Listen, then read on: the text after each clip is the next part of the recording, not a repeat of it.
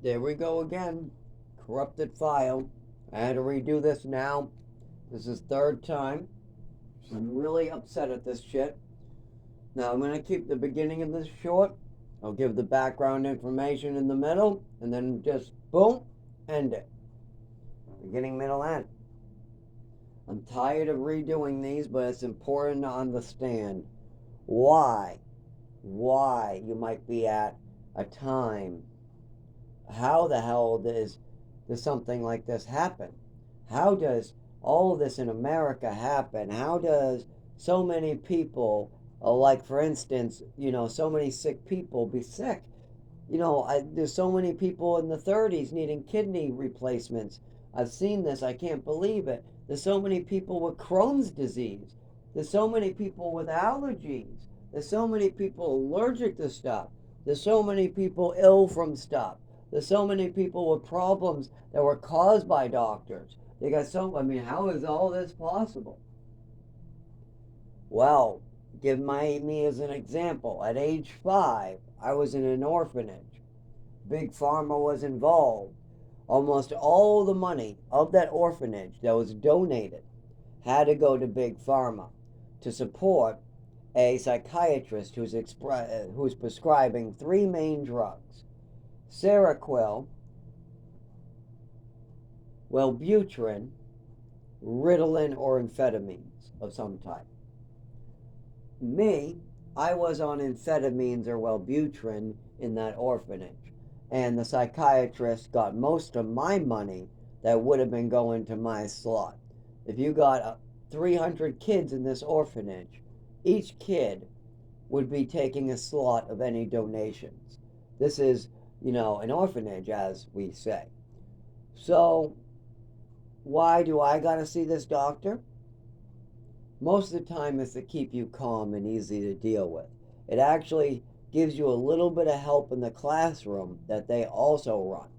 That's the other maybe 25% of the budget. I really don't know. What I can tell you is that the staff members and nurses used to complain right in front of us about how the psychiatrist was eating up at least half the budget. According to the nurses who work at the orphanages giving these pills out, they tell the other staff members how the psychiatrists eat up half the budget of this damn place. And it's true. A well trained psychiatrist with a 4 to 6 year doctorate would definitely eat up the budget of an orphanage. And they're definitely not volunteering 8 hours a day, 5 days a week, or if they got, they actually don't work that way. They usually work 2 to 3 days a week, and then they have their private practice someplace else, or they just vacation. A lot of them choose to just live in apartments and vacation 3 days a week, pretty much. Just do their own thing 3 days a week, basically. It gives them the freedom to have other side hobbies, other jobs, other money making ideas. Some of them have a craft, they're craftsmen with their hands or whatever. It must be nice to have parents that can afford to buy you a degree. That's the problem also with big pharma and doctors today. A lot of these 30-year-old, 40-year-old doctors, they don't know their ass from the elbow. They have bought degrees. A lot of them have not studied. They do not know what they're doing. They don't even know some of the first lessons, and they learn it firsthand by the time they're 60s. So most doctors are nothing. They can't do shit for a real patient other than write prescriptions. Young doctors under the age of 55 usually are very good at writing prescriptions. Meanwhile, any doctor over the age of 55 is very good at kind of like diagnosing. Meanwhile, nurses are very good at diagnosing and writing prescriptions. So we could replace almost all doctors by any nurse who's worked in the field for 10 years with a doctor. So there's so much stuff like that going on. But that's not my problem. That's inside problem. My problem is the overprescribing of children. So what happens to me is I'm overprescribed again. Well, what happens to me at 18 years old? This is right to the point.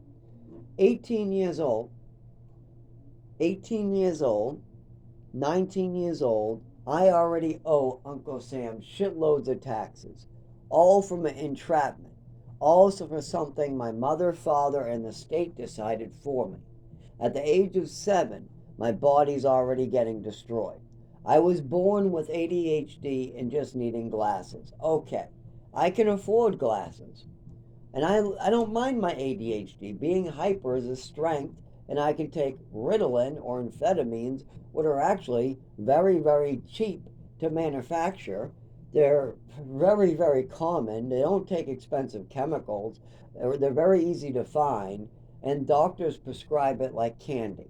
So, as far as amphetamines go, like Ritalin and Adderall, that's not a hard thing to get. Okay, well, how about after age 7? Well, now I have anxiety. I have a neurological disorder. I'm probably going to experience seizures for the rest of my life. I'm not able to really move my legs like I used to. There's something going on there. There's like a numbness in water, like if you stuck your legs in ice water and took them out. That's how it looks for me in front of just everybody. It looks like there's a sudden change in my movements.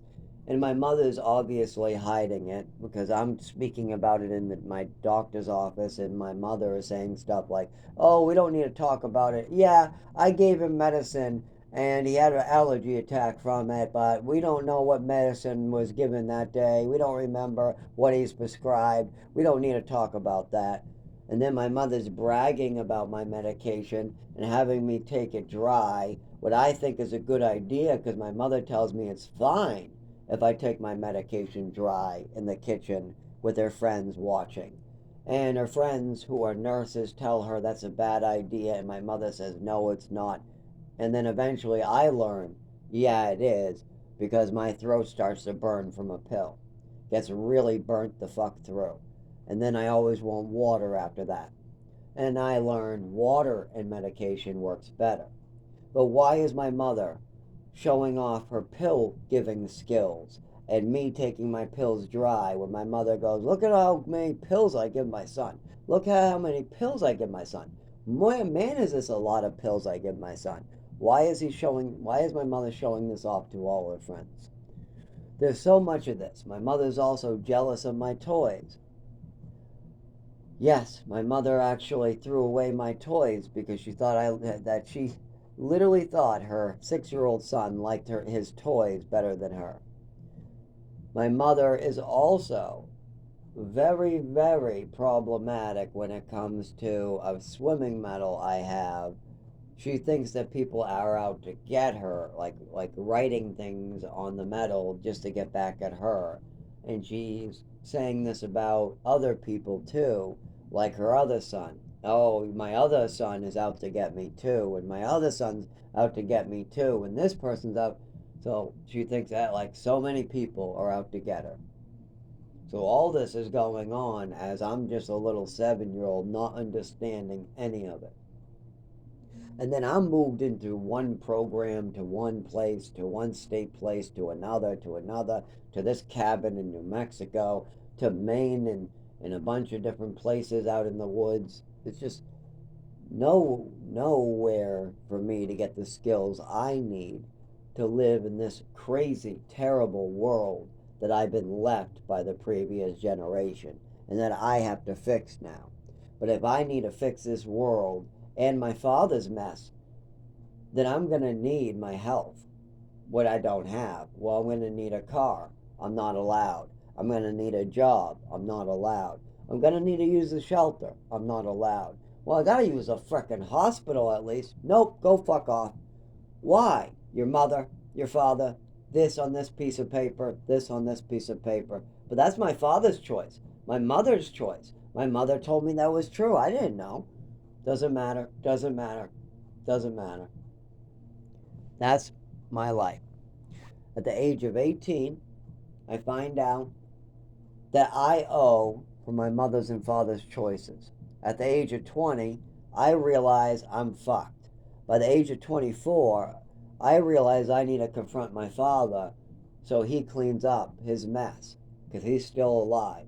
And my mother killed herself with drugs and alcohol. I find that out at 19, 20, around that, right when it happens. I figure that out.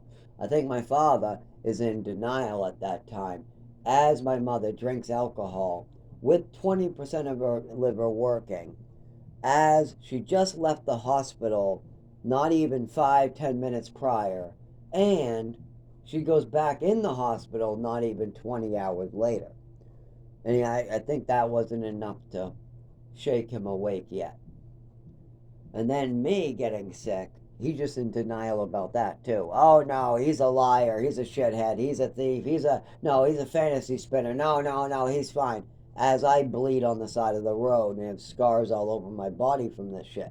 As I have a seizure in the bedroom and a table splits my cheek open and I bleed on a wall, my father's then gonna make up a story someplace else, like he knows what's going on. Like he called his son and talk to him. Yeah, I call Zach. Whatever this Zach is talking about over here, I don't know. That must be a fantasy because I called the real Zach and the real Zach told me everything already.